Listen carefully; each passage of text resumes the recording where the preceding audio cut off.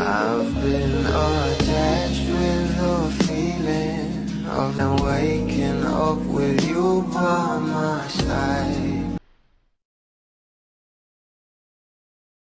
Sobrang bagay nga sa isa't isa itong ating couple, lalong-lalo na nga at lumipad nga sila sa Zamboanga kahapon para sa kanilang promo doon, para sa kanilang movie na Tayo sa Wakas. At talagang pinag-uusapan na nga rin sa social media ang kanilang bawat larawan na talaga namang binahagi nga nila sa kanilang mga social media account na talagang pinusuan ng maraming bablis ngayon.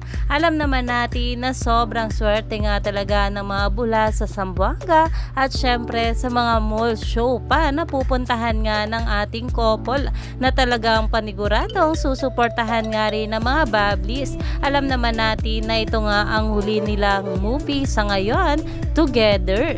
Kaya naman excited ngang manood ang maraming bablis ng Tayo sa Wakas ngayong darating na May 27 na.